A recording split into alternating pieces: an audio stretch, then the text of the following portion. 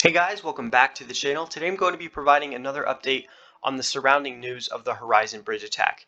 So the exploiter has begun to cash out the funds using Tornado Cash, and the Harmony team has consulted with the FBI to investigate. So if you're new to the channel and you want to show some support, please leave a like and subscribe. So the attacker has begun to move the funds through the Tornado Cash protocol. As you can see here, I am on the attacker's Ethereum address on Etherscan, and we have this transaction transferring out 18,000 Ethereum to this address. So if we click on this address and we go investigate, we can see how basically they have transferred 6,000 Ethereum to 3 different addresses. So they're trying to basically cash out these funds using the Tornado Cash protocol.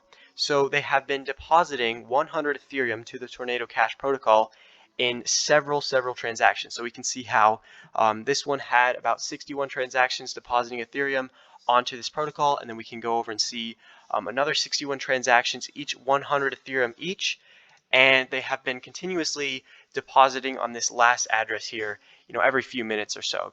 Basically, they are going to be trying to make this as impossible to track as they can, because it is much harder to track 100 Ethereum at a time than it is to, say, track 10,000 Ethereum in deposits. So obviously the attacker knows what they're doing. They're being very secure about trying to launder this money and not be tracked.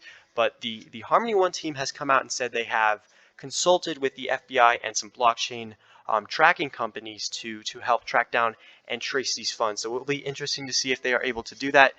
My guess is it will be pretty difficult if they're doing 100 Ethereum at a time, and they're going very slowly here with transactions about every 5-8 minutes or so. It's going to be a pretty long process to track everything down, but obviously the Harmony One team is doing the best they can, and basically they're doing everything they can, and there's nothing much they can do besides what they're already doing.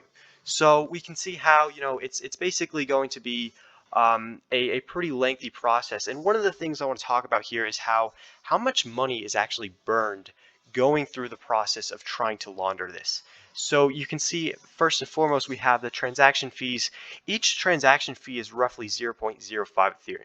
And given that we have basically 61 transactions, and then 30 transactions, it really begins to add up when you have this many transactions with fees around 0.07, 0.06 each transaction. So they're going to be losing a lot of money in transaction fees, as well as when they withdraw the money. So they typically, what happens when you go through the Tornado Cash router is when you do withdraw the funds, the high gas limit is going to make it so that you have to pay more transaction fees, and basically it's pretty much to the point where for every 1 Ethereum you try to launder through Tornado Cash, you get around 0.5, 0.6 back. So a lot of money is going to be lost in transaction fees and burned on the Ethereum network. So that will be pretty sad if that's kind of the fate of half this money.